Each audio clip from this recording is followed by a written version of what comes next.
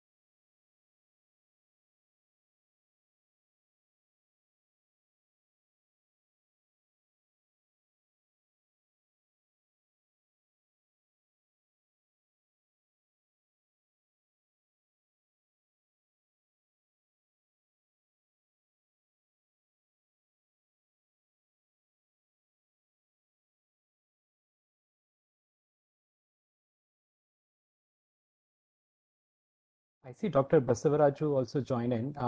Dr. Basavaraju ji, do you want to test your mic, please? Good afternoon, Paresh ji. This is Dr. Basavaraj. Good afternoon. Thank you, sir. We can hear you loud and clear. Thank you so much. Thank you. Thank you.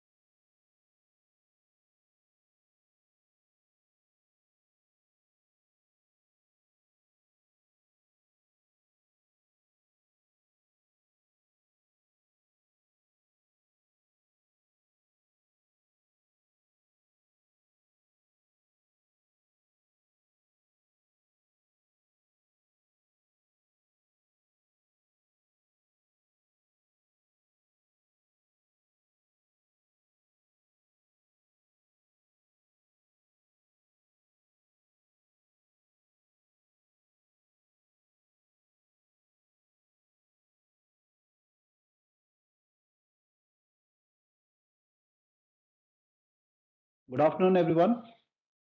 I am Shekhar Bonu, Director General, Development Monitoring and Evaluation Office, Niti Aayog.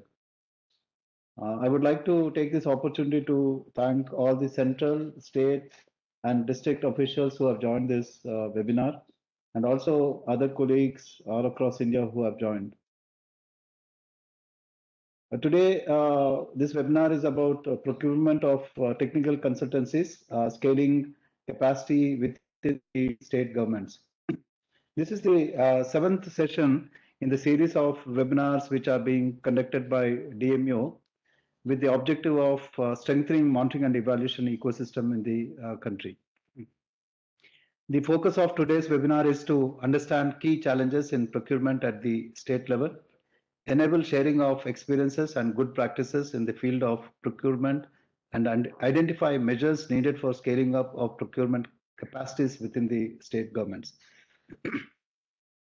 To strengthen monitoring and evaluation ecosystem across the country, definitely there's an immense need for strengthening various institutions.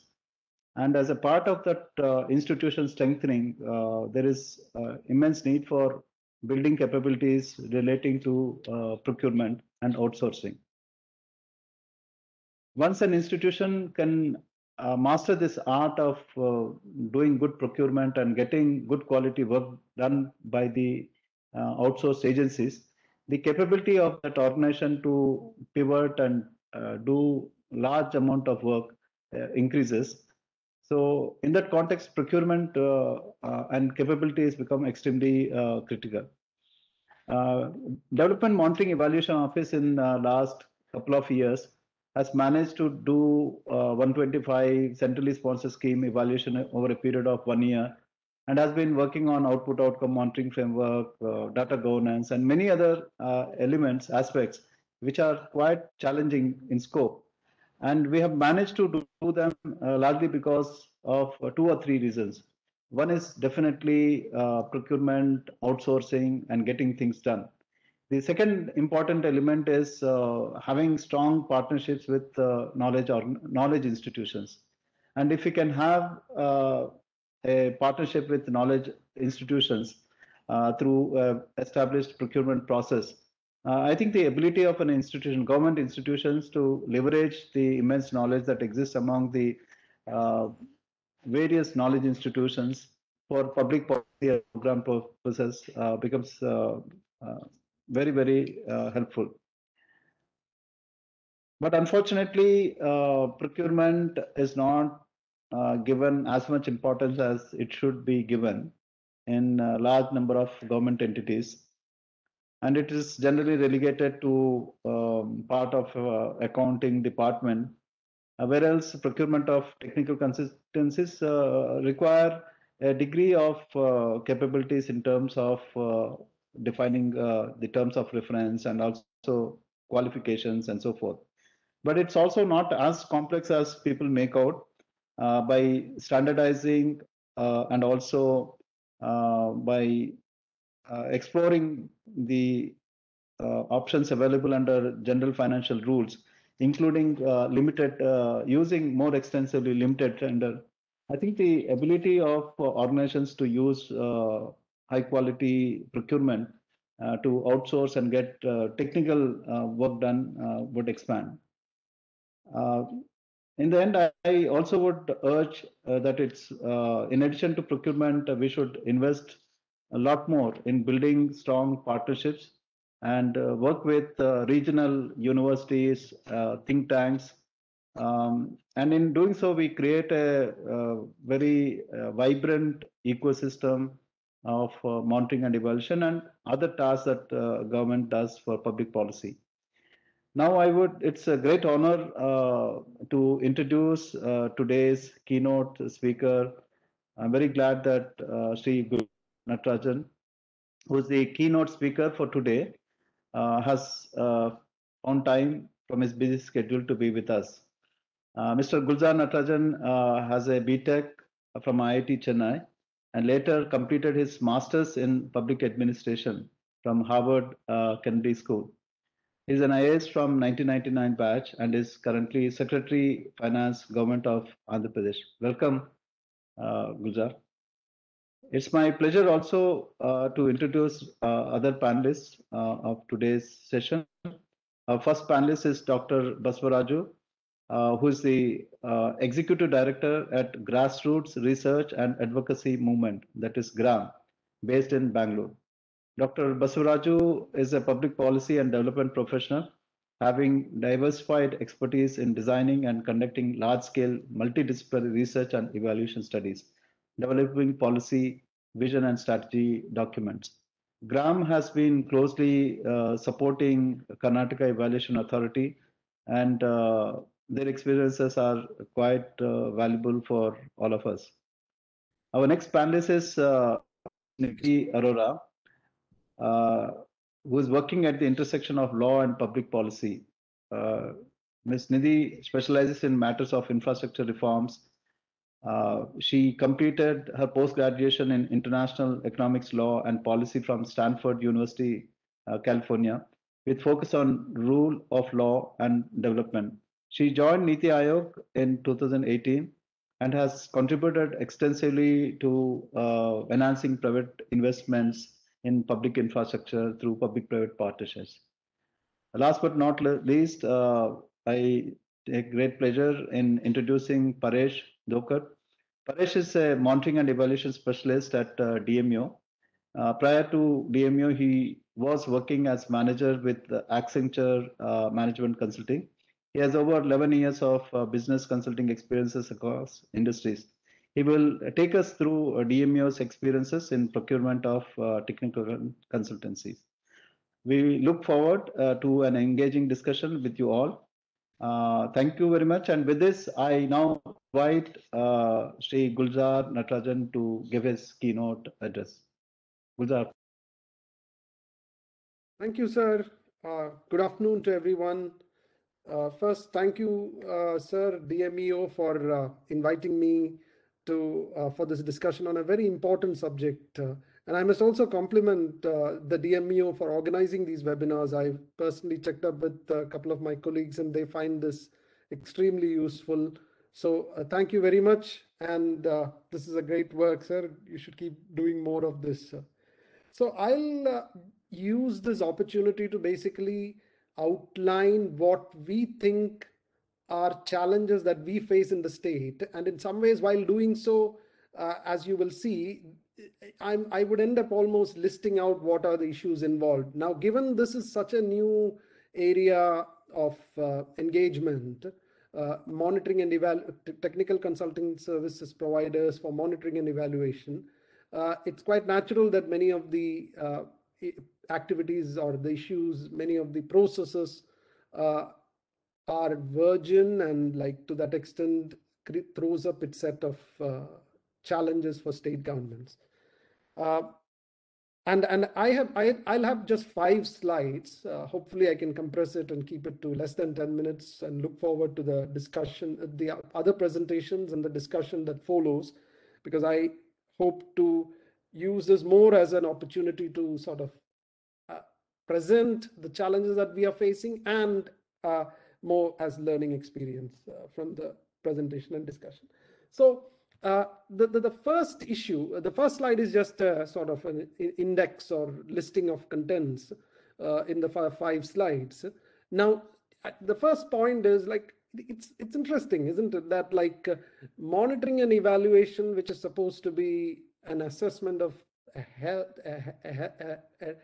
performance test of programs, is not exactly a priority in our development spectrum. It is not exactly a priority among stakeholders, important stakeholders, departments, or the political representatives. It's in the mainstream. It's one could turn around and say that it is a good to have, but hardly a mainstream imperative or priority of departments. Now, can I go to the next slide, please?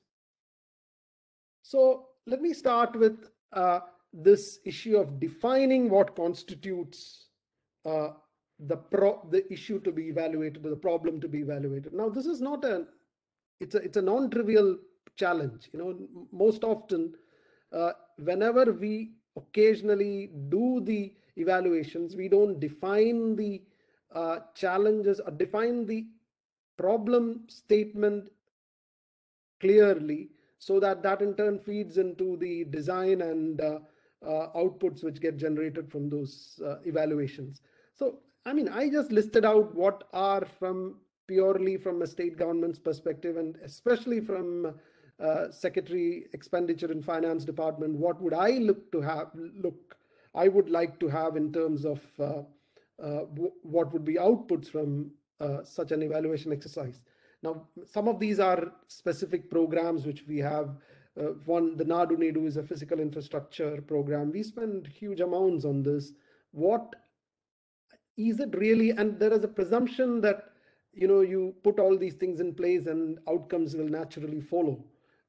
And these are all a bunch of inputs, either physical inputs or cash transfers or other in-kind things. If you do this, outputs will follow. But we all know that's not the way. That theory of change rarely works out as we plan.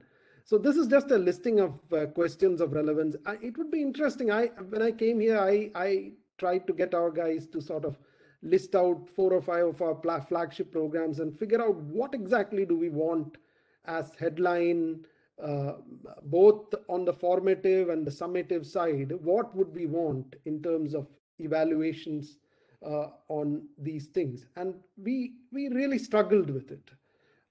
So the next slide, please. Yeah, so the next thing is 2 things about methodology and service providers. Now, methodology, as I said, like evaluations are not quite the mainstream. They're not an important priority of departments. And whenever, very few times we do evaluations, we quickly hire KPMG or one of those consulting organizations to do a quick study, which largely is qualitative, observational, anecdotal study.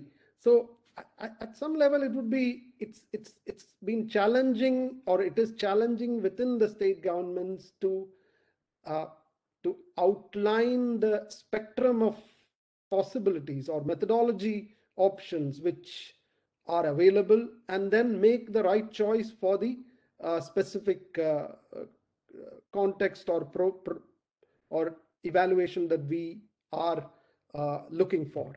So there is this full spectrum of choices available, from plain administrative data analysis to field experiments to surveys and so on.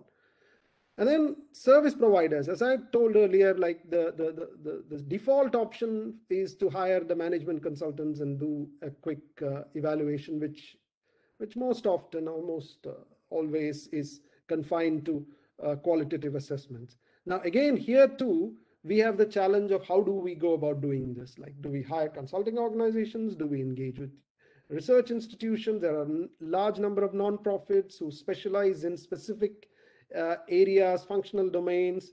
Do we hire them? Who are they, for example, in agriculture or in education? These are challenges which we grapple while beginning to engage with the problem. Next slide, please. This gets us to the set of problems which we encounter while doing the procurement process itself. Now, as I had said earlier, this is not a priority for departments.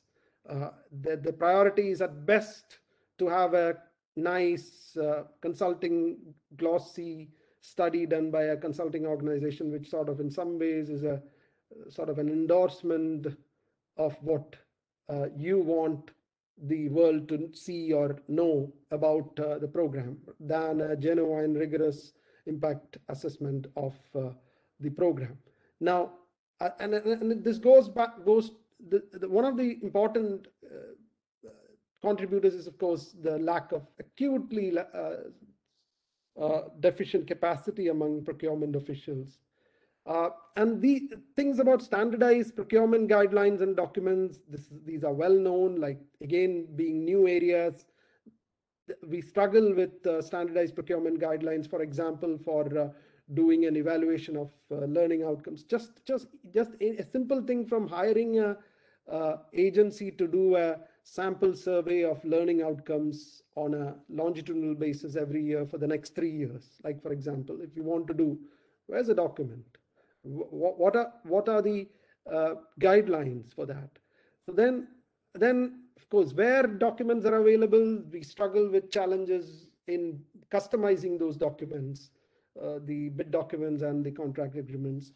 Now, specification of terms of reference. Now, this is important because many of these areas are really new, in the sense it's not possible for us ex ante to have absolute clarity about what is it that we want to evaluate. As we go along, we realize that, like, for example, with education, we need to sort of shift a little bit and say evaluate how teacher trainings are going on, because that's a proximate process indicator perhaps to the final outcome that we are measuring. Now, this calls for flexibility in the documents in such a manner that we sort of are able to sort of on the while at the process we are able to tweak the terms of reference. Then there is this thing about minimum technical and financial criteria which limit entry barriers to now this technical and financial criteria are important because the criterion and the standard bid documents were available for general consulting service providers or technical consultancy providers are in some ways have very high financial, technical, experiential requirements which limit the non-profits and others who have deep functional expertise in those areas. Next, please. Then there is this contract duration. Now we all want this evaluations yesterday. So basically, this is like a constraint. So we don't have the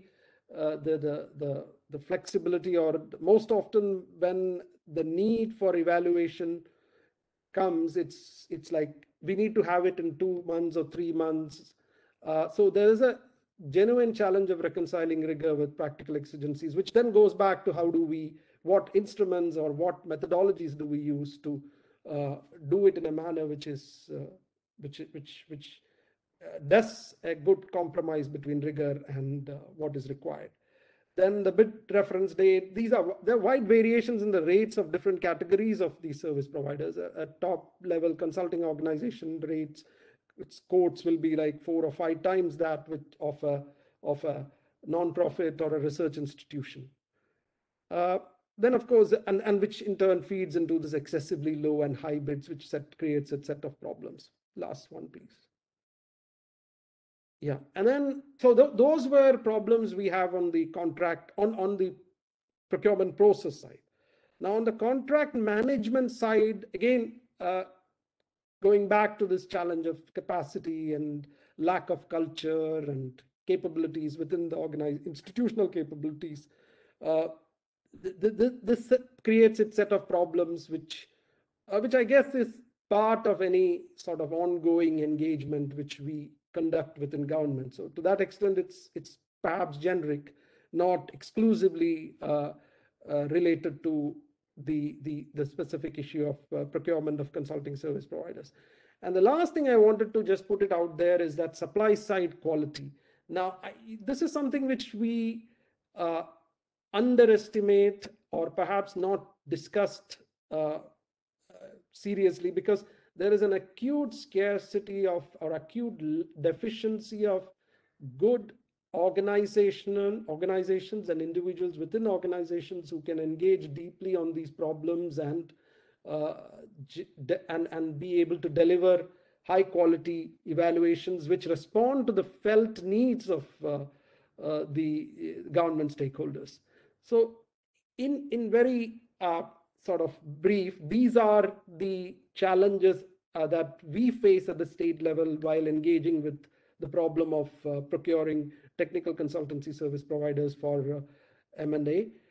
As I said earlier, these are in some ways a list of all the processes or activities which are involved with this, but I think each one of them have an important source of, or at least a non-trivial source of challenge for the state governments. Thank you.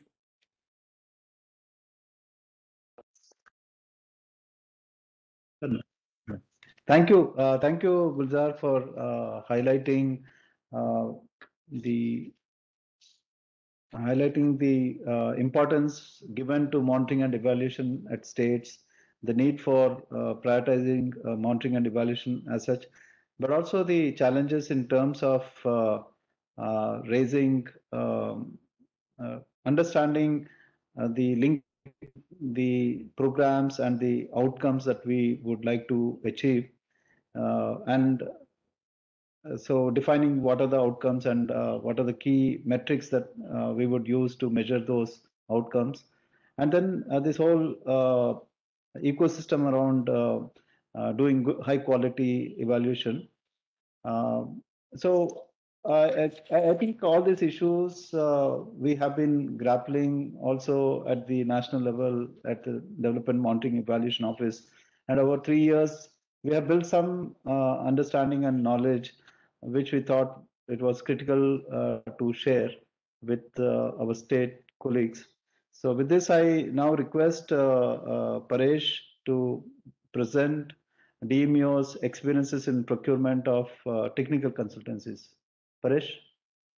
Thank you so much, sir. And thanks, Gulzar, sir, for setting the context. And as DG sir pointed out, the challenges that you spoke about at the state level are very much similar that we encountered 3 years back when we started this journey. I'm guessing most of the central ministers' departments are also going through the same learning process. And hopefully our session today would add some value and also enable some exchange of some experiences and good practices. Before I get started, just a gentle reminder to all our attendees. If you have any questions, please feel free to type in your queries in the chat box. Also, feel free to raise your hand. Probably towards the Q&A session, the host will unmute you and allow you to post your query. So with that, we get started with talking about DMU's journey, the last 3-year journey in creating this capacity in procurement of technical consultancy. So over the next 15 minutes, probably what I would want to quickly cover is talk about the aims and principles that Government of India has set it up for itself in terms of public procurement. Thereafter, we'll talk about some model documents that are readily available today, ready templates, ready model requests for proposals. There are general financial rules and manual for GFR. So we'll talk about those model documents which are readily available, which can be of great use if you're starting this journey now. We will talk about a typical procurement process. How does an open tender works versus a limited tender versus a nomination-based procurement? And towards the end, I will briefly cover what are some recent initiatives that DMU has undertaken so as to expedite the whole procurement process. So we brought in a lot of initiatives around standardizing documents, and Nidhi is on the call. She has been of great help to us in actually building that capacity within DMU. So with that, let me start with the first section. Next slide, please. So the aims and principles of public procurement. We as procurement professionals, we have only one objective: to find that right balance between cost and requirements. The manual for procurement lays that the professionals need to ensure that you find the right quality at the right quantity at the right price, and obviously at the time that we want. You can't delay a lot. At the place that we have chosen and to the right sources. So you can't favor one set of organizations over the other. So these are the challenges. Finding a right balance between these 5 criteria becomes often a nightmare for the procurement professionals. Next slide, please. So what are the principles that we need to follow while doing any public procurement, whether it's goods, whether it's works, whether it's consultancy or non-consultancy services? We broadly talk about 5 principles. One, we need to be transparent. We need to ensure that whatever we do is fair and everybody is given equal rights. Second, professionalism. We need to act as professionals. We need to ensure that we offer the best level of services. At the same time, also ensure that whatever process that we have set for ourselves, the communication that we have, ensure that we follow those professionalism principles. Third, broader obligations principle. The Government of India has some broad obligations set up for itself. So any public procurement you do, make sure that you do not violate any of those obligations. Whatever we do is in the broader obligations principle. Fourth, extrinsic legal principle. You need to ensure at whatever time you're doing public procurement, it follows the rules of the land. Often they are documented in terms of manuals, in terms of rules, and often you'll have the circulars that various central ministers and departments keep circulating. So you need to ensure that you abide by those legal principles. Last but not the least, and the most important one, public accountability. You are answerable to the citizens of this nation, and hence whatever steps you take in public procurement, make sure that you are fair to the public. Next slide, please. So setting up this ground rules for any public procurement, what are those documents which can give you a head start in public procurement, and specifically talking about procurement of technical consultancy? We extensively use 3 documents. Whoever I think is a procurement professional will have this hard copies kept right next to the table. So what is the first one? First one is GFR 2017. GFR was first introduced in 90s and then revised in 2005. And now the latest one is GFR 2017. What you see on the left is basically a table of contents of GFR. Probably in today's call, we'll briefly cover procurement of services. And within procurement of services, we'll talk about consultancy services. Second document, the one that you see at the middle, is Manual for Procurement of Consultancy and Other Services. This manual further details down every rule that is provided in GFR 2017. It includes the detailed templates. It talks about the procedures to be followed. And thereafter, it will also talk about do's and don'ts, exceptions, how do we manage that. The third document that you see on the right is the model request for proposals that was released in May 2006 by Department of Expenditure. While the document is 15-year-old, but it is as relevant as it was earlier. Often I discuss with my colleagues how some of those clauses are just beyond perfection. You will realize when you start using model RFP and when you start implementing a particular project, how these clauses have been very well drafted. So those are the three documents that we extensively use in procurement of technical consultancy. Next slide, please. Talking about GFR 2017, GFR classifies the public procurement into three different categories. Works, rules 130 to 141 refer to that. So it includes original works, it includes minor works, it also includes repair works associated with the former two. Then you have procurement of goods, which relate to rules 142 and 176. It talks about all products, all goods, any software, any integrated production process-based machineries, all are covered under procurement of goods. Talking about services, GFR distinguishes services into two different broad categories. One is consulting service, which relates more to non-physical, project-specific processes, where the outcomes deliverables may change from one consultant to other. So when we talk about monitoring and evaluation-based professional services, we are talking about consulting services there. Thereafter, you have non-consulting services where they are largely physical, measurable deliverables, outcomes-based, where performance standards can be clearly identified and consistently applied. Example here could be hiring of vehicle services, or could be hiring of washer services, whatever. It could be, one where the performance standards are highly identified and, consistently applied. So what we're going to talk about in next few slides is consulting services, where M&E falls into that domain. Next slide, please. So yeah, we will be talking about rules 177 to 196. It is the section 6, subchapter 2. In terms of consultancy services. But while there are specific rules which are defined for consultancy, but then a lot of these clauses might not be repeated under services, or might not be repeated under work. So although couched under procurement of goods, some clauses are equally applicable to procurement of consultancy and other services. So just to caveat that. Next slide, please. Okay, I know Neil is going to cover this slide in far more details, but this is how a model RFP looks like. It has three clear sections: invitation for proposals, schedules, and appendices. Appendices is where we have all the templates. Schedules is probably the brain of this model RFP. It includes terms of reference where we set expectations with the consultant. And invitation for proposals, the very first section talks about the procedure, the procurement process that the bidding authority is going to follow to do this procurement process. So this particular section A, invitation for proposals, has some very brilliantly drafted clauses when it comes to conditions of eligibility, evaluation, talking about how key personnel will be substituted, and also project-specific flexibility.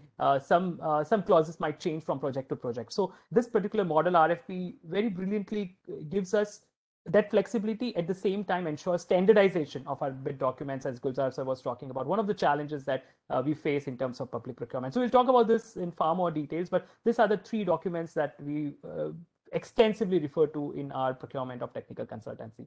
Next slide, please. So talking about how does a typical procurement process looks like, we'll first talk about the open tender process. Next slide, please. Okay, so before we talk about open tender process, we are talking about three different modes of procurement. Often, if you talk to various professionals in government services, they would probably have heard about only open tender process. But there are also more other options that are available at your behest if you want to expedite procurement. So what you see on the slide is three different modes of procurement. Procurement by nomination, procurement by empanelment or a limited tender process, and procurement by advertisement or an open tender process. So as per GFR 2017, if the budget is above 25 lakh rupees, you will have to go through an open tender process, open tender procurement process, which requires you to have a thorough advertisement done. If your budget is less than 25 lakh rupees, you have an option to go through a limited tender process. Limited tender process means you do tendering with a limited set of institutions. That list of institutions could have been arrived based on empanelment, or could have been arrived based on some formal, informal queries or some rankings of central ministry departments. So if you can find a fair, transparent way to find those very qualified institutions, you can opt to go for consultancy by empanelment, where the budget is less than 25 lakh rupees. The third option we have, and it should be very selectively used, is the nomination-based procurement, where there isn't a real limit to it. It is governed by delegation of financial powers. But yes, in extreme exigencies, contingencies, nomination-based route can also be followed. What you see on the slide here is those three different types of procurement, and limited tender is one of the most least used, but we would probably try to encourage you to make more use of limited tender process, where you would have already done a part of evaluation as part of the organizational appraisal when you do empanelment. This will help you to expedite the procurement process and reduce the overall time that goes into procurement. Next slide, please. So how does a typical open tender procurement process looks like? This is where we talk about doing procurement through advertisement. So we start up with preparing a detailed terms of reference and RFP. So again, they will help us understand how we go about drafting that RFP. So that's the most important part. If you do not get the terms of reference right, probably you'll struggle at the implementation stage. So it's important that you get the expectations set upfront in the terms of reference itself. Thereafter, you invite proposals. We have now moved 100% to central public procurement portal-based e-procurement. All our procurements are now done digitally, which has brought in far more transparency and accountability that we were talking about. Thereafter, the evaluation is done under the guidance of a technical evaluation committee. Again, it's done in a very fair, transparent manner. Once technical evaluations is done, the technically qualified proposals, we go ahead with financial evaluation and then award the contract to the highest scoring applicant. So that's broad open tender procurement process. Next slide, please. The limited tender process is very much similar to the open tender procurement process, with only one difference being shortlisting of the institutions upfront. So you can do shortlist of institutions based on any available fair, transparent list. As I said, we encourage you to go with empanelment route there. But once you have shortlisted institutions, then the process is very much similar to open tender procurement process. Again, while the GFR allows you to do all procurement through CPP portal, you will also need to probably add this empanel institutions to your selected list of institutions when you do a limited tender on CPP portal. Next slide, please. Now coming on to terms of reference, this is where I was talking about the brain of the RFP.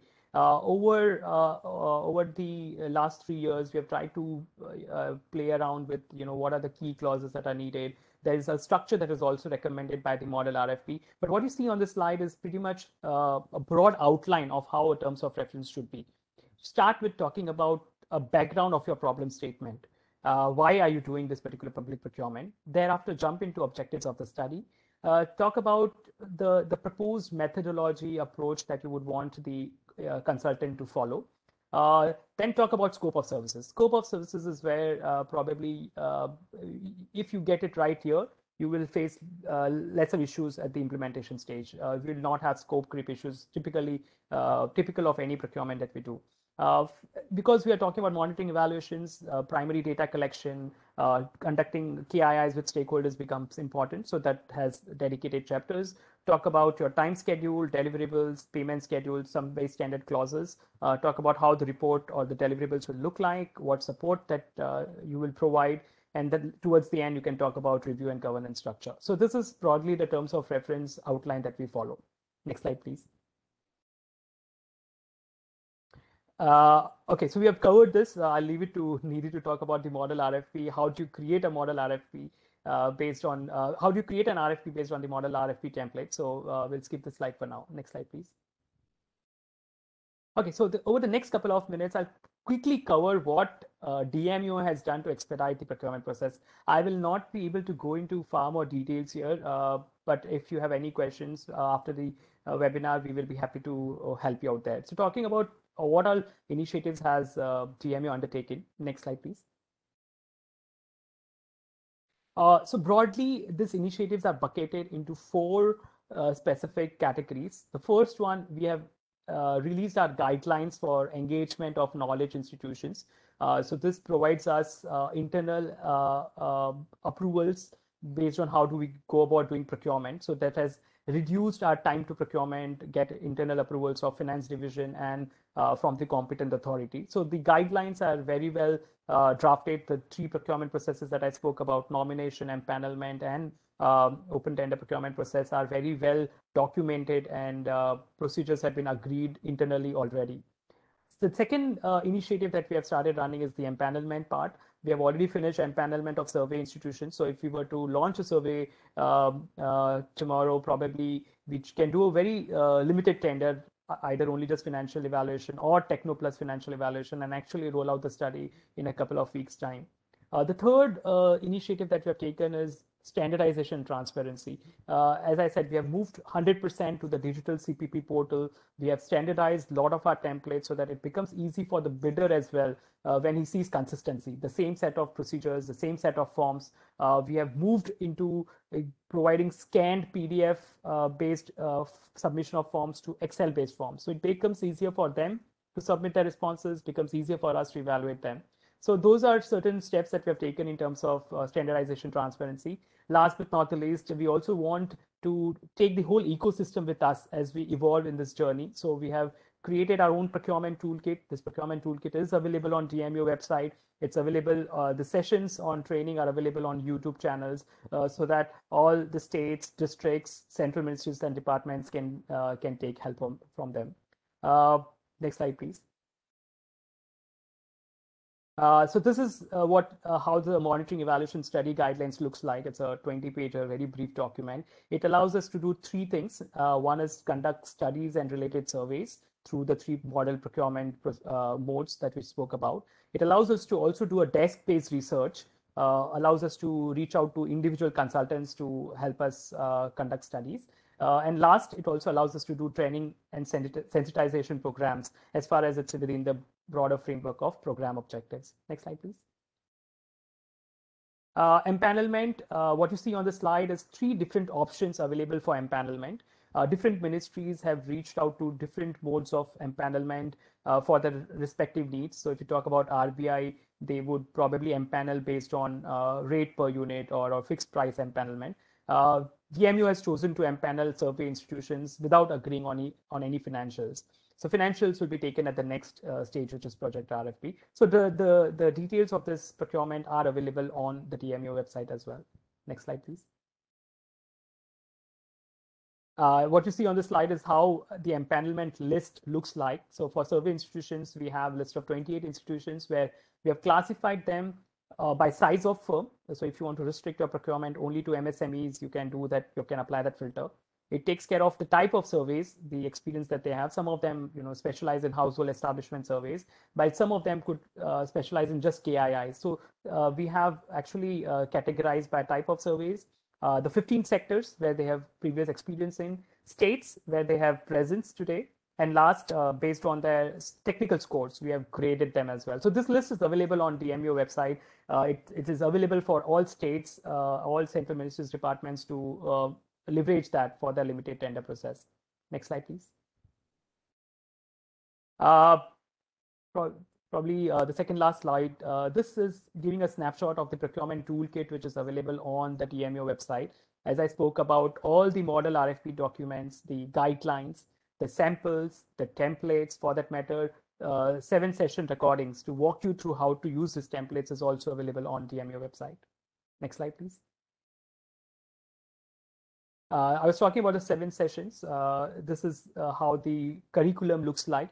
It starts from introducing you to government rules and procedures, then jumping on to how do you draft a TOR, how do you draft an RFP, and then gets into limited tender and open tender procurement process. This gets a little trivial by using, because we make use of CPP portals. There are detailed user guidelines also available on as part of the toolkit. So as I said, this is available for consumption on the DMU website and on the YouTube channel as well.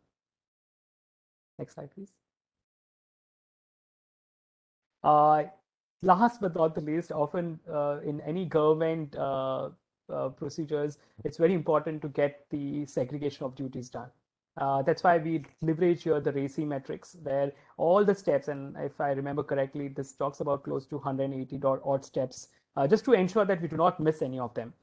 So this document is also available on our DMU website. It clearly talks about, at least for DMU, what are the steps that we follow and who is accountable, who is responsible, who has to be consulted or informed at various stages, and do's and don'ts. Often during the experience, you realize that there should be few things that you should have not done. There are few things that you should have done. Very trivial as, do not mark the recipients in 2 or CC. If there are a long distribution list, probably put them in BCC. So to that level, we have tried to capture them in the SOP.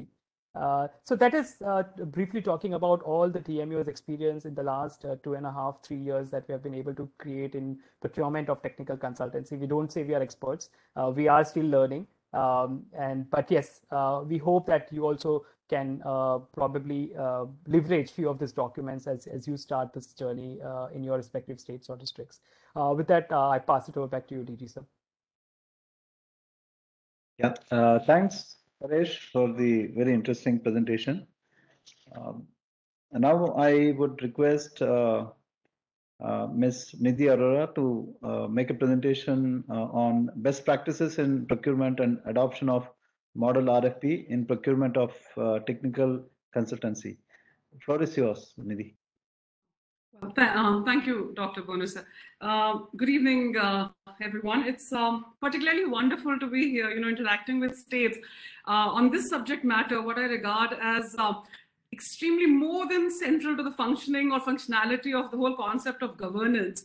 Particularly because we're talking about monitoring and evaluating the public fund that we spend in terms of policy and programs. So I think this is one of the most key elements that we need to check ourselves and work on. So the presentation I'm going to make, the next 4 or 5 slides, of course, aiming to be in the time given, is sort of a deep dive into a lot what Paresh has covered, but we are just going to go deeper into the whole idea of the bidding process and how it can be more relevant, or what kind of practices make it more relevant for monitoring and evaluation services, keeping in mind the ideas laid down in the model documents. So if you find certain bullets repetitive, just bear with me, because they will lead to a larger point, which hopefully is not repetitive. So of course, in introduction to this particular webinar, and of course in the preceding presentations, we've gotten the idea of how important or critical it is a responsibility of state government to monitor and evaluate the effectiveness of public expenditure. And of course, we've done a deeper understanding of the challenges that are faced by the state governments in giving effect to these evaluations, be it in-house or when they try to engage it through third-party consultants, etc. So the way I see it, or the way we see it, is that this entire concept of M&E procurement has to be in 2 parts. One is, of course, the selection process, and the other, equally important, is the contract management. Because the idea is that one is, of course, emphasizing on getting reputable, credible, effective parties on board, consultants on board to do the job, and then, of course, monitor how the job is being done. So the first aspect being implementing a fair and transparent bidding process.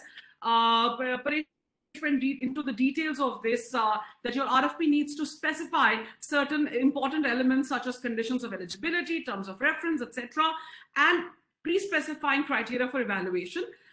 Most importantly, it needs to include a draft consultancy agreement in the RFP itself, so that before the parties submit their bids, their intention to participate, etc., they know what conditions would apply to them over the years that they, or over the months that they are delivering these services. I'm going to touch on the GFR to make a larger point here. While, of course, the effectiveness of quality and cost-based system is very well accepted across the board, but there are certain areas, or there are certain procurement agencies which perhaps can make use of this discussion once again, that how a QCBS, a quality and cost-based system, is preferable, advisable for M&E consultancy services compared to a least cost system, or colloquially known as the L1 mechanism. GFR talks about both these systems and a couple of other methods of selection, which Paresh touched upon. But stating the obvious, QCBS is something which needs to be absolutely kept in mind when quality of consultancy is of prime concern. The delicate balance that this particular system tries to achieve between technical capacity or the technical qualifications of your consultant and the cost at which they are willing to do. So for that delicate balance, it's very important to keep coming back to this as the method. The least cost system, according to GFR, is of course relevant, but more so for standard or routine nature assignments, because this system does not give any weightage to technical scores. Next slide, please. So I'm just going to take a deeper dive into what actually is the quality and cost-based selection. Of course, we'll take a further deep dive when we talk about how it is covered in the model RFP. Very simply put, I think Paresh was in his roadmap for procurement that he was talking about. He's covered this.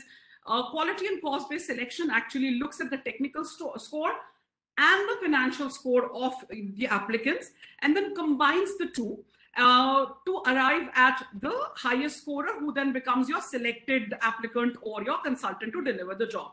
Now, what is important to remember here is that the GFR gives this particular flexibility, that while in a QCBS system, it's important to give more weightage to technical aspects, but there is some kind of a range of, let's say, between 60 and 80% that can be played with in terms of the technical aspects of the project or the assignment at hand.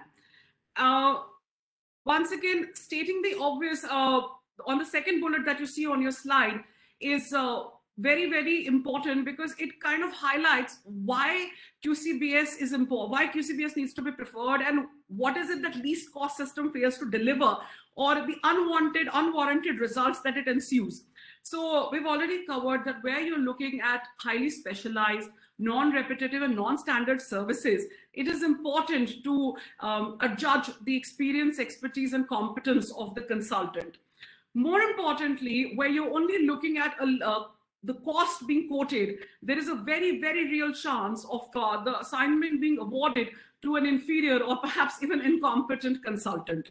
So the reason why this particular conclusion gets occasioned is because a consultant who plans to execute the job in a certain qualitative manner, deploying a certain quality of resources, will not be able to, or rather will lose out to someone or who does not plan to deliver that kind of quality in a price competition, because his product, his services to you would be more expensive compared to someone who is planning to execute in a slightly inferior manner, if I may use the words.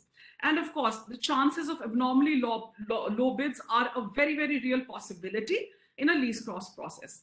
So it is worthy here, that the economic survey also, quoting a CVC paper, said that while L1 or least cost process may still hold good for procurement of routine works, goods, and non-consulting services, but not for high impact and technologically complex procurements. Next slide, please. So this is the promised tour of the model RFP, at least from our perspective, as to why the document, though I take the point made in the earlier presentation that it could be a challenge to adopt a standardized document for a custom transaction. But I concede to Paresh's point here that the way this document is designed, with a little bit of work, it can definitely be adopted and would lead to the envisioned results. So very quickly, the document deploys QCBS system. And it is important to note here that back in 2009, when it was issued by the Department of Expenditure, it was a result of an extensive interministerial consultation and across the board discussion with stakeholders and experts.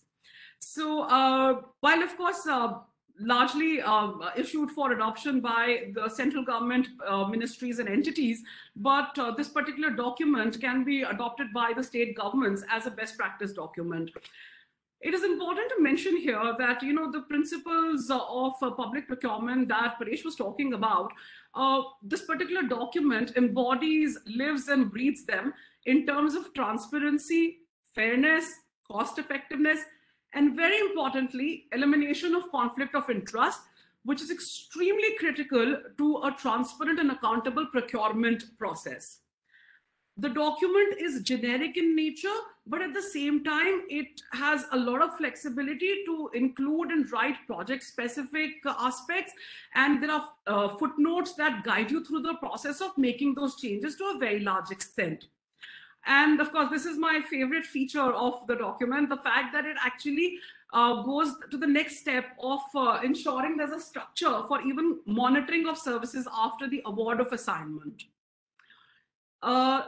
The model RFP talks in terms of the first feature, of course, which is prominent to the document, is that while it seeks one proposal, but there are two aspects to it, that of a technical bid and a financial bid. Paresh has gone into this, but I'm just going to quickly mention that technical bid is all about establishing the eligibility, just about the information that he needs to put, the applicant needs to put to confirm their compliance with conditions of eligibility. The financial bid is where they tell you the money or the cost or the price that it will take for them to deliver the job. The conditions of eligibility, I think, are the heart and soul of this document, you know, after the consultancy agreement, of course, because you see, this is what sets the path of the kind of consultant you will get on board. So while it may take a lot of effort to come up with the technical capacity or the financial capacity best suited to your project, but it's worth the effort. And the model RFP has the broader structure in which this can be put in, along with guiding footnotes. So list the eligible assignments that you want the consultant to have done in the past, list it in terms of the nature, the number of assignments, the value of those assignments in terms of cost, etc. Very importantly, talk about the financial capacity. The point made in the earlier presentation is well taken, that this is when defining the minimum financial capacity or the minimum income that the applicant should have received, you know, from professional fee as a threshold, a call needs to be taken as to the kind of applicant pool that you want to let participate in the process. So depending on that, you keep it lower, you keep it higher. Again, the model document with the footnotes guides you through the process. The third important aspect of eligibility, of course, remains, and which I think is very, very, very essential to this kind of an assignment of M&E, because it is the people that come on board to do the job that determine how the job will get done. So list out the key personnel that you need mandatorily to be on the job, list their qualifications and their past assignment. Next slide, please. In the second slide of the features of RFP and the last one for my presentation, we are just going to talk about a few other features. Terms of reference. Now, I think enough has been said, and the term has actually come up quite a bit in the last hour. Now, while of course, you know, Paresh covered in great detail as to what all you need to write, one reason why it is important to nail this absolutely correctly is because this is what actually determines your financial bids.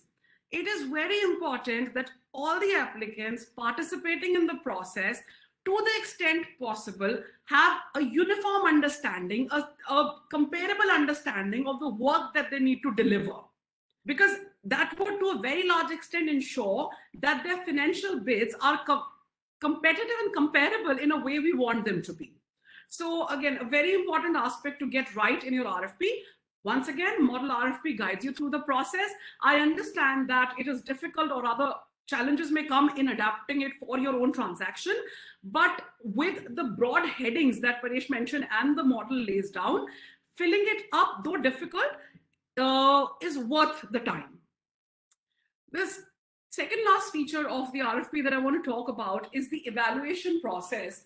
So the idea being that open the pool of applicants as large as you can, but shortlist them in terms of their technical competencies and then take them with you to the next stage of the financial evaluation. So in the first stage, when the technical bids are opened, the only responsive bids which have a minimum score should be taken to the next round. Model lays down an indicative weightage for the firm experience, the proposed methodology, and the key personnel. But of course, the same can be altered to some extent.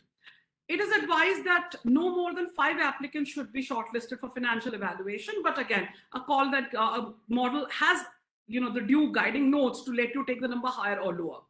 So in the second stage, a very important one, the financial bids are open, where you then score the financial quotes made. So the way it works is that the person quoting, the applicant quoting the lowest gets 100, and then as is the central scheme of evaluation under this RFP, it's all relative marking. So at any given point in time, your benchmark is set by the highest submission, which could be the lowest financial quote or highest number or quality of the eligible assignment. So by doing this relative marking, then you come to arrive at the total score, where the total score is a product, it's a product of adding the technical score and the financial score multiplied by their respective weights. When laying down or mapping the selection, you rank the proposals according to their combined scores. Selected applicant typically is your highest combined scorer.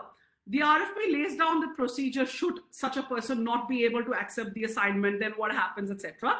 And further, it furthers other scenarios that could be relevant to the period between selection and awarding of the contract. The following is the last item in my presentation, and I think I touched upon the importance of it in the very first slide, that this is one of the best features of the model RFP, because getting a consultation agreement right is very, very critical. And most of the terms and conditions of this kind of an agreement are standard or boilerplate. So model helps you in adopting those boilerplate, tried and tested, best of international practices oriented terms and conditions, in terms of parties' obligations, how you can make a modification to the scope of work should the occasion so arise, permitted change of key personnel, because at the end of the day, in a longer contract, not everything can be foreseen, or it can be rightly addressed should it so arise. There are damages and penalties that are being talked about, dispute resolution being talked about. So although not mentioned here, but a critical aspect is that the term of reference that you include in the RFP, which lays down the services, the deliverables, the payment, etc., it all becomes a part of your consultancy agreement eventually. So this again is very rightly connected to the whole idea of after you've awarded the contract, your work as the project authority, procurement agency, government entity, your work actually starts, because getting the right kind of deliverables is equally our responsibility as well as that of the consultant delivering it. So that'll be all from my side, DG sir. Thank you. Thank you, Nidhi, for excellent presentation. For everyone who's on the call, when we started doing our procurement for 125 centrally sponsored schemes simultaneously through 10 packages, Nidhi and late Sanjay Saha, who used to work at the time in Niti Aayog, provided extensive support. And slowly, with their initial support, we built our internal capabilities, and Nidhi continues to support us. So it's possible for institutions to start at a very base level and slowly build. And then, of course, efforts have to be made to retain that knowledge within that institution. So one thing that we are trying to do in DMO is to build procurement capabilities, understanding across all the staff who are in DMO. Close to 80 staff. They are all engaged in some or other part of the procurement, given its importance. Now, with this, I will now request Dr. Basavaraju to talk about the role of partnerships at state level and way forward. Basavaraju, your floor is yours. At the outset, sir, for this opportunity, I'm greatly indebted to all the support DMU is bestowing on GRA under your leadership and the Niti Aayog team. My apologies, I don't have a presentation, sorry, PowerPoint presentation. I was asked to speak on partnership. So partnership should be built not based on power, it should be built based on recognition, responsibility, and respect. So with this, I'll go to my presentation today. It was wonderful to hear Gulzar Natarajan's presentation. It was very apt, and he was raising many issues from the procurer's perspective. I feel my sharing today would answer some of his questions, as well as I would say, as taking cue from Paresh's presentation, it should be right. Yeah, but it should be right for both to the state as well as to the partner. So then only the partnership is sustainable.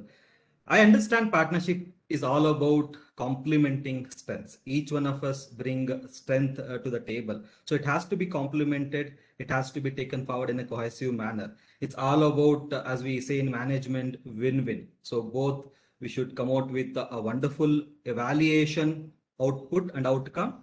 So a sustained partnership for policy augmentation. Government, policy think tanks, academic institutions, and more importantly, civil society organizations need to increasingly work together for creating PPP. I quote. I don't mean public-private partnership here. I mean pro-people, participatory, and plural public policy. Plural I'm using as an adjective here, which is diversity, inclusion, and affirmative public policy. So when only all these pillars of development, public policy come together, we can envisage a wonderful evidence-based policy making milieu in our country, I believe. You may ask why partnership in the evaluation space. Normally, we have heard partnership for implementing public programs, but why it is all the more important in the evaluation, research, and policy making affairs actually. But before coming into the qualitative aspects of the advantages, let me put up some numbers in front of you. As Shekhar sir was quoting our experience of supporting Karnataka government in creating Karnataka Evaluation Authority. Thanks to the government for giving that opportunity to GRAM. Before creating the Karnataka Evaluation Authority, the department used to do an average of 4 to 5 evaluations per year. But after establishing an exclusive authority, on an average, 25 studies are being done every year. So that is something you can say almost 500% increase, you can say. But is government investing a lot of resources, especially human resources, for deriving this outcome? Sorry, deriving this output? I don't. It's not correct actually. If you are guessing, it's 15 to 16 professionals, technical professionals are involved. Of course, around equal number of administrative staffs are also there in the authority. But with 15 to 16 professionals, they are managing this volume. That's something we need to recognize. Number one. Secondly, if they were to do all the evaluations themselves, even you take at least 5 people should have invested their time in for each study, not less than 125 people are required. Understand how financially it is beneficial to the state having partnership for evaluations. Coming to the qualitative aspects of advantages through partnership. One is it brings in thematic knowledge. Public policies, as we all understood, is a multidisciplinary and multidimensional actually. And you need to have multidisciplinary people to participate in evaluation activity. And their time is not always required.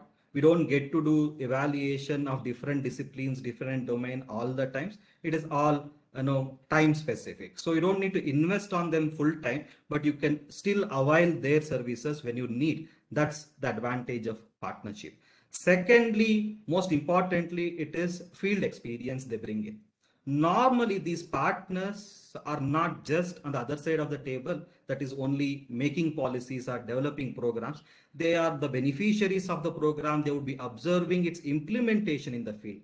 That's add a lot of value and dimension when the evaluation design is expected to be developed. And more importantly, the partners' grassroots linkages. Data collection becomes key and easy. I tell my own example actually. So because we come from a not-for-profit domain, the civil society organizations domain. So we have a grassroots network of NGOs in each district. We can go up to the block level. So wherein the data collectors need not have to move from outside. So the cultural understanding, the local language, everything is taken care when you work with grassroots knowledge. Of course, it comes with little more responsibility of equipping them to do a data collection job. And fourth is the ability to rope in required subject matter specialists. It's not so easy for government to immediately procure some subject matter specialist or expert services, but it is easy once it is given to the partner organization. They can exercise those responsibilities to avail these services. And most importantly, as we all expect, the evaluation should be unbiased, because it's going to be a third party, completely somebody not who's the party in the whole program implementation would be evaluating the the specific program or policy. It brings up that research neutrality. There is no biased opinion towards either to project a program positively or negatively. And multiple studies can be done at the same time. As I already explained through evidence and numbers, you can do multiple studies at the same time, ensuring optimal utilization of both resource HR and as well as time available. And quality evaluation outputs can be derived if state works with partners.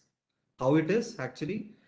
The authorities or the units will have more time to facilitate and monitor. Otherwise, they would become doers. There is no time to review or monitor, and can take critical review of methodology and reports from time to time. And diverse expertise, unlike research studies, this evaluation requires programmatic as well as pragmatic insights in both policy as well as at the grassroots level issues. So, for example, if you ask me why some health system people are not participating, actually the policy expects them to be an active part of all this people participation committees, actually is Jana Arogya Samiti or Arogya Raksha Samitis. So to answer your question pragmatically, it requires to have an expertise and experience at the field level also from the grassroots perspective. But creating this partnership is not so easy, as Nidhi was also explaining that if you go with only financial criteria, we may get the mediocre organizations quoting less budget and grabbing those contracts, and that's what happening in our experiences also. You might be knowing Karnataka came out with evaluation policy in 2000 actually. So that means what state expected or mandated is every scheme with the budget outlay of more than 1 crore should be evaluated by an external agency during the plan period. That was in brief the policy was all about. But since there was too many programs with an outlay of more than 1 crore, it was envisaged that each line department would select at least one key plan or non-plan scheme for evaluation continuously. That means there was need for suddenly for the planning department, the volume increased. There was a need for more organization and partners were felt. But where are they? Until then, never thought about developing partnership base, understanding the competencies of different institutions in the state, etc. The question started. Actually, need was the major reason for Karnataka's evaluation manual, or partnership evaluation, evaluation empanelment manual actually. So, but there were difficulties were encountered by the department also in procuring suitable agencies and undertaking for evaluations. There was no specific criteria to empanel agencies for conducting evaluations. So also there was any agency could have empaneled and bid for an assignment irrespective of having required qualification also. It was just kind of an empanelment, not by going through seriously their criteria. It is just based on their basic existence, some key turnovers, etc. So limiting factor was that the expected outputs of evaluation of services was also not amenable to the tangible standards. And smaller organizations and consulting agencies, often were underbidding and compared to established research institutions. And of course, it contributed to substandard reports. For all these reasons, there was again the government thought and to create an evaluation authority and have systems and processes developed and engage agencies. But how? As one of the major challenge for us was like how to compare apple to apple. The present policy was actually we were comparing sometimes apple to orange, apple to banana, various things actually. So there has to be a uniform. First of all, we thought we will screen the agencies based on all the administrative criteria. We'll just do the screening and do the desk review of that organization to understand their competencies, suitability, etc., and reject at that level. So once it is rejected, they can only apply after 1 year time actually. They need to work on their limitation and only they can come back for empanelment after 1 year. So once the desk review was completed, the process we followed was to do a field validation. But sometime, unfortunately, that was skipped by the state actually. Field validation required a lot of independent assessors also, because there was no government machinery to go to organization, physically understand and verify whether the organization is having all those resources they claim actually. That was subsequently skipped. But then after that, it will go to an evaluation committee with the combined score, both the application, what they submitted, as well as the score given by independent assessor. Then either the application was rejected or next submitted to the grading and intimation processes. And there was a provision for queries and grievance redressal was also created. And then finally, the empanelment committee will choose the partners, empanel them, and certify them. What they expected to do was actually to recognize their technical and thematic competency, like whether they are expert in energy sector, whether they are expert in education sector or health sector, number one. Empanel by theme wise, number one. Number two is give them a class or grade actually. Grade them based on their the score, either they are A category organization or B category organization. So initial expectation and thought in the authority while we are all designing its architecture was, so when the tendering was issued, it should go like as Paresh was mentioning, it's a limited tender issued for particular class and thematic expertise, the organization's pool actually. It was only released then. So if it is a very large study, probably you need to cover, if you at the state level, if you are to cover some 5,000, 10,000 samples, do a multi-district study, then you only issue that tender to class A or class B organizations. So that because their technical competencies, their HR competencies already assessed, then you are comparing between only that particular class of organization. But unfortunately, that was saturated subsequently at the implementation level. So this is in nutshell the policy, the initial empanelment policy developed and empaneled the organization. It was almost like a 120-day affair, like from starting application to disseminating list of empanelment agencies. 120 days process was timeline was envisaged. What was the advantages beyond just quality report was working with government for policy and program change. These agencies, they they continue their activity because normally the agencies are working in that particular domain, in that thematic area. The evaluation would only add to their body of knowledge. They would continue to advocate for policy or program change, work with the state. They're part of various committees inside the state. Whatever the knowledge and expertise they generate out of the evaluation study would continuously contribute towards a better policy in the state. Then publishing papers, dissemination of knowledge, that is one of the major limitations we have now. So not allowed, because if you are doing study as part of the government, not allowed to publish papers all the times. So, but when you work in the partners, along with the partners, they could be based on mutual consent. The papers can be published and it can be disseminated. That's another important thing. And contribution to, again, policy development, development thinking, and in the reviews of government policies, that would really, contribute in a long way. But coming to the last portion of my presentation, or sharing way forward, what we need to do either at the state level, it may be, or at the national level. I'm strongly, and I advocate for, empanelment by their categorization. The category of organization, should be created so that there could be a fair competition as well as fair comparison also. That's number one. Secondly, empanelment with thematic area of experience and expertise. Right now, what we have even in Karnataka is anybody can apply for any thematic or any domain study, whether they have HR, whether they have internal capability, whether they have worked in past, that's secondary, but they can apply at least, add more burden to the, screening committee to go through their papers and do increase administrative works. And creating independent pool of assessors is very much required so that we can do a better output grading of evaluation report. In Karnataka, Gram also came out with output grading report to evaluate the evaluation report, actually, how you will say whether the evaluation report is good, bad, or average.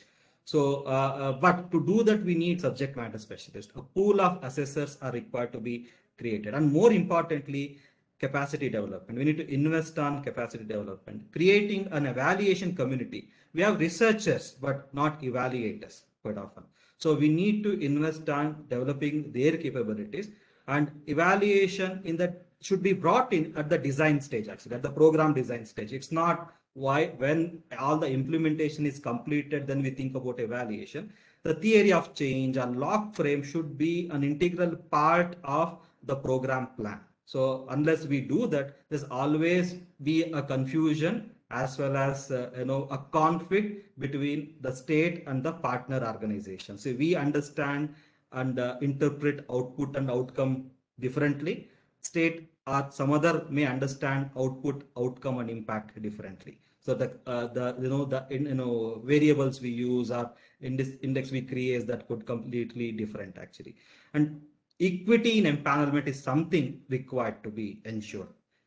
Financial turnover quite often is one of the criteria to empanel agencies. But if you take the not-for-profit organizations, the basic principles or ethos, it's a misplaced metric. So normally the cost, budget, turnover of not-for-profit organization always lesser than a for-profit organization, because for-profit organization incorporated with lot of the funds, actually. Either there is some entity invest or initial capital raised and created, but normally not-for-profit organization created without any capital, with lot of passion and commitment to do something. So should be at least equity ensured in financial metric when it comes. So Raju, I think we are running out of time. We have I come to the last. Yeah. Yeah. And IT architecture for empanelment evaluation is something very important. Integrating AI, many things can be eased. Output grading, evaluation announcements, and dashboard, everything can be taken care of. So I'll stop my sharing and presentation. Thank you, Dr. Baswaraju. Very, very illuminating. I request all the participants to visit the Karnataka Evaluation Authority website and also GRAM's website. They have done really very, very impressive work on systematizing procurement. With this, now I request my colleague Ruhani from Indian Economic Services to lead us through the Q&A session. Ruhani asked me only easy questions. Thank you, sir. So let's start with the last section of this webinar, the Q&A session. So if you have any questions, please feel free to type them in the Q&A box. So let's start with a question for Paresh first, from Parameswaram B.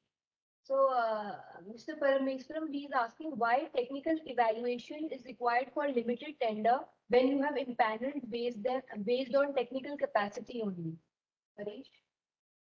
Thanks, Ronnie. So in empanelment, what we end up doing is organizational evaluation, but any evaluation also includes personnel.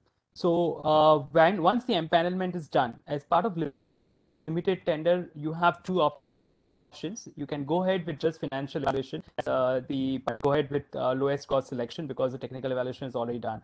But often we also want to check the team that is going to be deployed on the respective project, which probably is not evaluated at the time of empanelment because we are not even sure of what team members are needed. So if the project requires evaluation of the key personnel, then you might have to do a abridged technical evaluation plus financial evaluation. But if you feel there is no need for key personnel evaluation, you can go ahead with just financial evaluation and on a lowest cost selection basis. Rohani, back to you. Thanks, Paresh. So next question is for Gulzar, sir. So Sir Tanvi is asking, can the GFR be adopted by states and how can it be customized as per the requirement of states? Request your thoughts, Gulzar. So thanks. Thank you. Just once. Thank you. Sorry about that. Yes, ultimately, state governments' procurement policies, be it on consulting services or goods and works, are drawn from the GFR.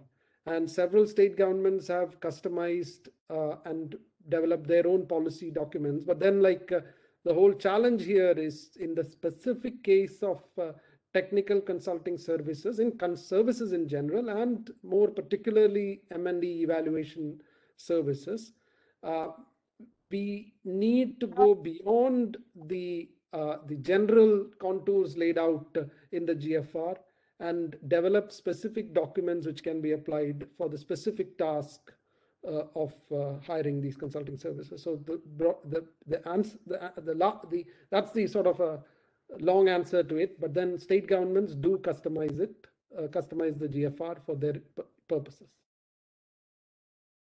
Thank you, sir. The next question is from Mr. Pavan Kumar. Paresh can probably take up this question.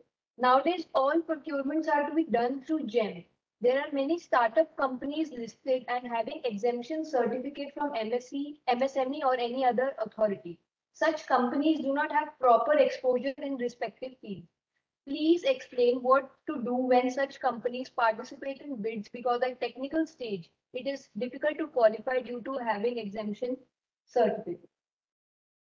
Paresh, please. Sure, Ruhani. I'll try to answer that, and Nidhi, if you have any additional points to add, please feel free to chip in. To the best of my knowledge, whenever we are giving relaxations to MSMEs, it's largely under conditions of eligibility, which means we have some prior turnover requirements or prior experience requirements. We can relax that for MSMEs or startups. But when it comes to evaluation, where we are looking at the quality per se, there I think we follow a very impartial view. Where startups might be given some X percentage higher weightage, let's say whatever, if they score 70, we might enhance it by 10%. We can have such clauses put into the RFP evaluation, but that does not mean you give a blanket yes to any quality that you receive from MSME. So there has to be a balance between encouraging MSME startups, but not compromising on quality per se. So that should be my response to that query. Nidhi, if you would like to add anything there. Right. Two quick things. One is principally, let us always remember that whatever we want to apply should be pre-specified. So it is very important that bigger firms participating are also aware that a certain leverage or a certain relaxation or exemption is being given to participants who fulfill a certain credential. So that's principal part of it. The second aspect is, again, it all depends on the nature of the assignment we want to get done. So for example, if there is an assignment where certain number of years of experience or presence is important purely as a function of having done more of that work, right? In those cases, of course, we need not unnecessarily encourage participation because we know that we want someone, to be of a certain standing to take part or to partake in that particular assignment. So there one should avoid, but yes, wherever possible, keep the financial capacity, etc., low enough that you encourage a wider and a varying pool. And then you take your pick in terms of, evaluation, etc. But yes, always remember, whatever it is that you want to apply, pre-specify, apply it uniformly, so that there's no advantage that given, in terms of not being pre-specified. Thanks, Nidhi. Back to you, Ruhani. Thanks, Nidhi and Paresh. So next question is from Mr. Ravinder, directed to Nidhi ma'am. So ma'am, can government, semi-government organization or company allowed to give works by nominations directly? Nidhi ma'am? Well, so considering I dedicated an entire slide to why QCBS and why not L1, so I'll have to take this very delicately and sort of, under the arching principles of the GFR, whether they be applicable or, be the guiding document, depending on whether you're in the central government or the state. So I'm going to borrow the answer straight from the GFR rule. 194, as I understand, deals with it. And it lays out these exceptional circumstances, and I'm going to emphasize on the word exceptional again, where you can give an assignment by nomination or a single source selection. So the first condition it says is that where it represents a natural continuation of previous work carried out by the firm. So let's say a consultant has already done certain work for you, and the new assignment is a natural continuation of it. So that's one situation. The second one being of emergency, natural disasters, etc., where timely completion is of utmost importance. And when I'm saying these words, they come directly from the GFR. The emphasis may be mine, but the language is that of the rules. The third scenario is where you know that the work that you want to get delivered is proprietary in nature. The ownership of that particular technique or technology belongs to a consultant.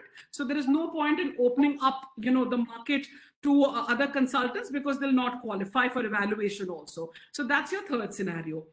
The fourth scenario is, where there's adequate justification available for nomination in the context of the interest of the ministry or the department. I would say one of the most general scenarios or circumstances, but here, remember that you will need the approval of the competent authority if your single source falls under this particular category. The fifth and a very critical one is that in a situation where the procuring entity can ensure fairness and equity, particularly if they can ensure that the prices are reasonable and consistent with market rates for tasks of a similar nature, as in, where they can establish that they need not derive the price competitively, and that through nomination, the price that they're getting for the services is at par with the market rates, they can go for single source selection or consultancy by nomination. Once again, this was Rule 194 of the GFR 2017. So I would request the person asking the question to go through the rule for the full elaborate version. Thank you so much, Nidhi ma'am. Pleasure. And next, I think we have a question which DG sir can probably take up. This is a question from Mr. Malaya Mohanty. So he's asking, suppose we opt for limited tender where budget is less than 25 lakhs. However, the consultant proposes financial bid more than 25 lakh, which is exceptionally high. Should we cancel the limited tender or go for it? What may be the limit beyond 25 lakh that we can consider? In case of urgent need, can we exceed the limit of 25 lakhs to go for limited tender with approval of competent authority? DG sir, request your views. Thanks, Rohan. So basically, the financial proposal, because all the conditions are put ahead of bidding process. So we have already stated that the maximum bid will be 25 lakh. So any financial quote above that maximum limit would automatically become non-responsive. So clearly, the procurement process, if at all everyone bids above 25 lakh, then you have to go for rebidding. But as far as the 25 lakh ceiling is concerned, the Department of Expenditure has authority to, in general or in a specific case, increase the limit. That's one. The second is the state governments, when they're adopting the GFNDR, they can also consider inflation and others. And in some specific cases, they can also give higher limits under the limited tender process. So that's, I think, how we can handle this part. Thanks. Thank you, DD sir. So next question we have for Paresh. So Paresh, is there a possibility of considering a QBS mode of selection where the budget becomes secondary and you get a quality work and output from the project monitored or evaluated? Please advise. This is done in a few ADB or World Bank projects globally and in India also. This is a question from Mr. Madhusudan Hanumappa. So Paresh, could we request your views, please? Thanks, Ronnie, and thanks, Madhusudanji, for that suggestion. Actually, in the latest recent guidelines that Department of Expenditure has released, they have actually suggested a new mode of procurement going forward. They call it not QBS, they call it FBS, Fixed Budget-Based Selection, which means the budget is already decided at the time before requesting for proposals. So if the budget you feel is 40 lakh rupees, that budget is already decided, then the award of project is purely done based on quality. So based on the technical scores or the evaluation of the technical proposals is how that would be done. So to short answer to Madhusudanji, your question, yes, we can go ahead with QBS. We call it fixed budget based selection.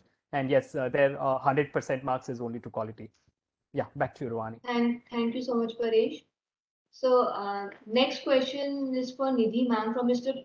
Pawan Kumar. So ma'am, could you please explain the process to hire government agencies as consultants or contractors for survey work on nomination basis? Whether it can be done through single source, please let us know. Nidhi ma'am?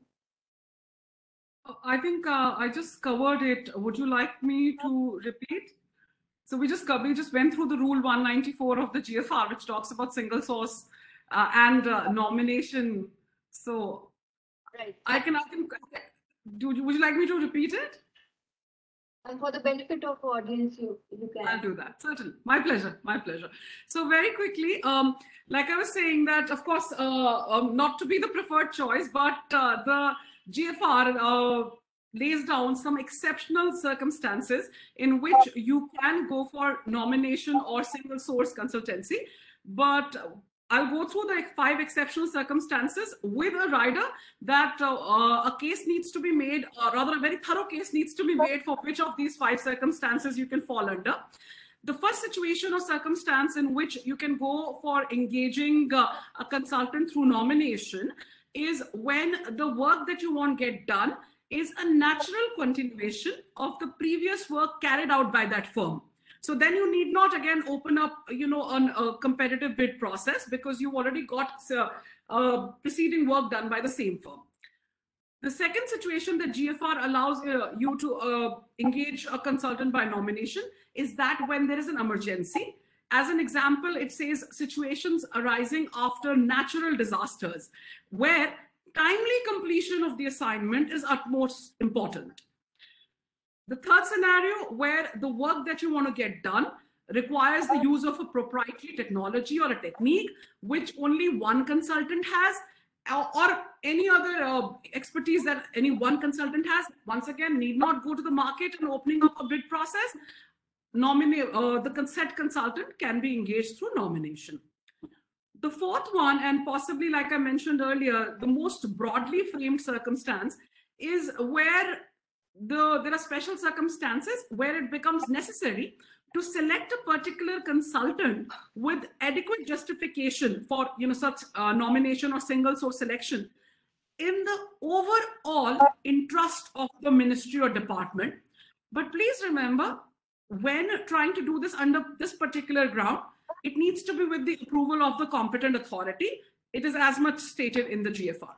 The fifth and the last circumstance in which you possibly can go for nomination is where you're in a position to ensure fairness and equity, particularly where you can ensure that the prices that the cost that you're getting from this particular consultant through nomination is reasonable and is consistent with market rates for tasks of similar nature. So this is where the GFR lays down in Rule 194 the process for engaging a consultant through nomination. So I would request you to go through the rule, because I've only talked about it in a excerpt manner. Of course, go through the entire rule, and you may then engage the consultant accordingly. Thank you so much, ma'am, for the detailed answer. So next we have more of a comment and less of a question. So in fact, public procurement is a powerful public policy and sustainability tool. It is the essentiality of ERA to propel the professionalization of public procurement in India in line with professionalism principle and the fundamental principles of public procurement envisaged in the GFR 2017. The capacity building of government officials shall be leveraged to postgraduate studies research level exclusively pertains to public procurement, like Masters in Public Procurement Management offered by ITC ILO. So this was a comment by Mr. Sujit. Next, we move on to a question from Madhusudan Hanumappam ji. So he says, I differ in the shortlisting of 5 agencies. So maybe Nidhi ma'am can take this up. So he says, I differ in the shortlisting of 5 agencies on technical score. It should be top 3 only. So, Nidhi ma'am, could you? Right. Madhusudan ji, absolutely. Please feel free to disagree. The beauty of this entire stipulation is that none of the documents, like the stipulation, the model RFP that I was talking about, it was not more than 5. So again, recommendatory in nature. So the GFR under Rule 184 talks in terms of a minimum 3, which I think is aligned with your thought structure, but there's no mandate as to the maximum. So minimum you need to shortlist 3. As far as maximum is concerned, the model RFP recommends 5. The manual for procurement of consultancy and other services, as a matter of fact, recommends a maximum of 8. So yes, I think you're on the right track here when you say that you want to take forward the top 3, because that's the minimum mandate. Thank you, ma'am. So the last question for today is for Dr. Baswaraju from Mr. Naga Venkateshwar Rao. So he wants to know what is the role of audit in M&E and where does audit intersect with the process of M&E? Dr. Baswaraju. Okay, if my understanding is correct, it's a difference between auditing and M&E. Basically, audit normally considered as going for a fault finding mission is basically to go and understand where the mistakes and errors are conducted. Is mostly a financial terminology we borrowed from.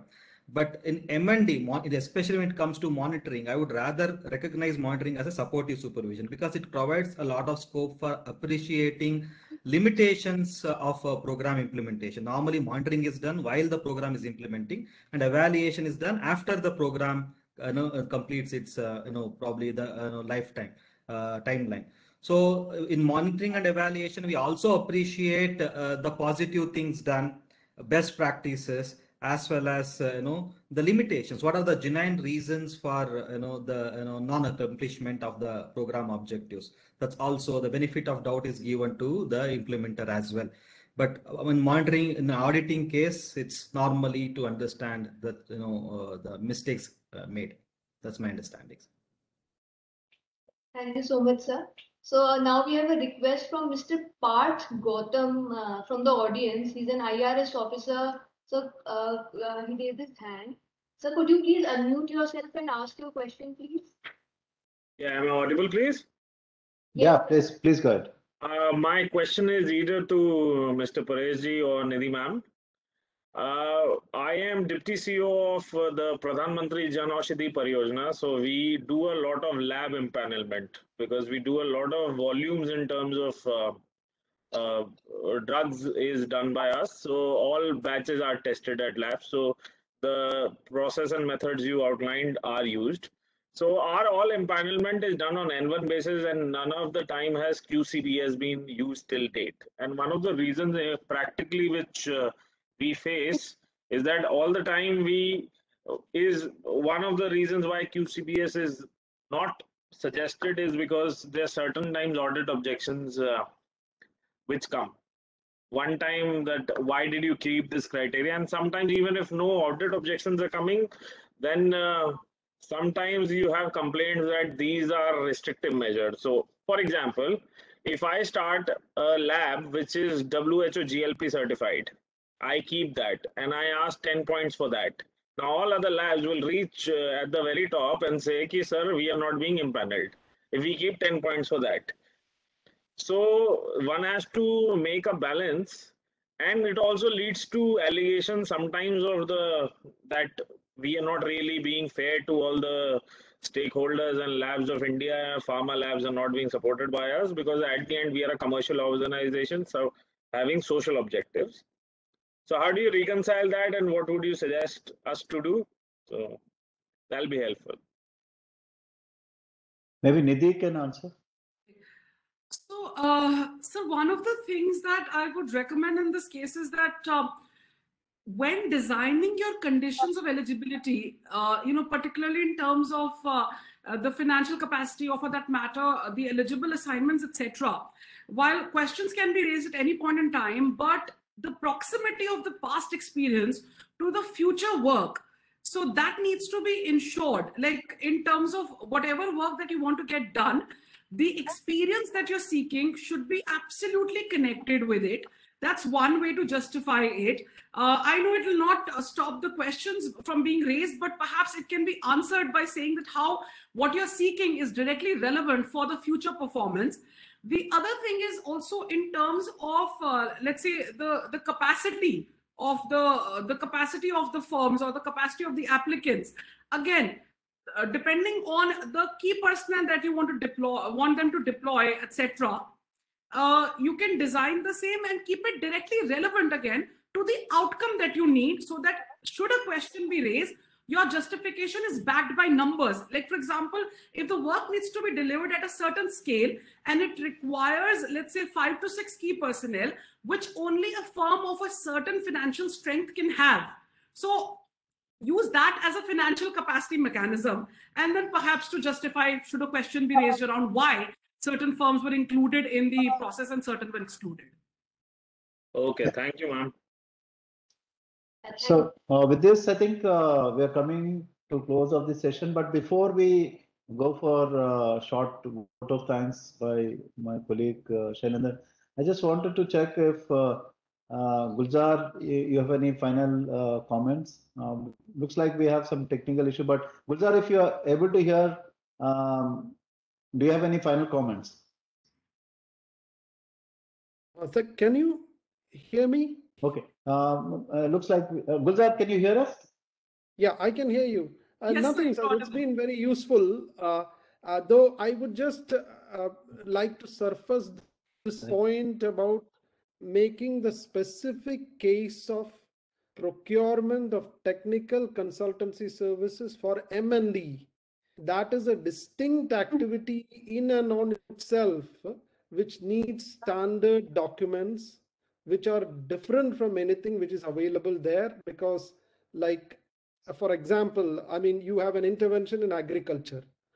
It's supposed to generate some farm income increase or productivity increase. Is it really making an impact?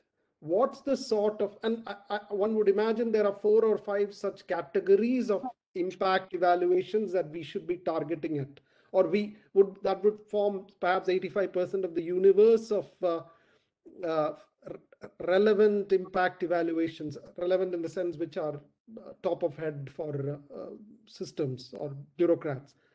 If we could sort of in some way identify those or categorize them and figure out some guidance and model documents for them, that would be extremely useful for stakeholders, from district collectors to heads of departments to state secretariat, to sort of go ahead and initiate procurement. That's one thing which I mean, and I'm narrowing it down considerably down to one specific area of M&E, technical consulting service providers.